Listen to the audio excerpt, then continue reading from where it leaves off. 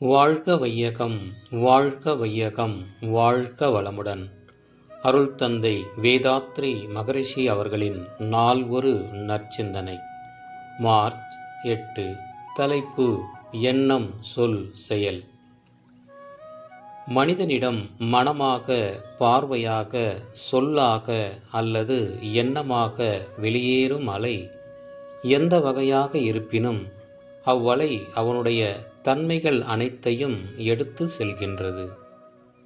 ஒவ்வொரு மனிதனும் முன் அனுபவத்தினால் ஏற்பட்ட பதிவுகளின் மூலம் செயல்படுவதினால் அவனுடைய எண்ணம், சொல், செயல் அனைத்தும் அவனுடைய பதிவின் அடிப்படையில் அமைந்திருக்கும்.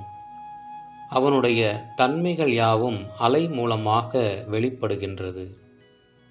ஒவ்வொரு மனிதனும் தனக்குள் நல்ல பதிவுகளையும் தீய பதிவுகளையும் பெற்றிருக்கின்றான். ஆகவே மனதின் நிலைக்கேற்ப அவனிடமிருந்து வரும் எண்ணம் சில நேரங்களில் நேர்மையானதாகவும் சில நேரங்களில் முரண்பாடு உடையதாகவும் இருக்கின்றன. இங்கு நேர்மையான அல்லது முரண்பாடான எண்ணம் அது சென்று அடையக்கூடிய பொருள் அல்லது மனிதனை பொறுத்து அமைவது இல்லை. அவை யாரிடமிருந்து செல்கின்றனவோ அவர்களுடைய தன்மையை பொறுத்து அமைகின்றன.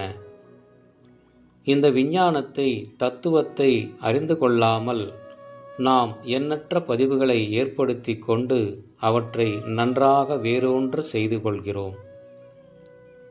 தேவையற்ற தீய பதிவுகளை நாம் ஊக்குவிக்கும் பொழுது அவை மேலும் ஆழமாக பதிந்து நம் குணங்களை தீயவைகளாக கட்டுப்படுத்துகின்றன.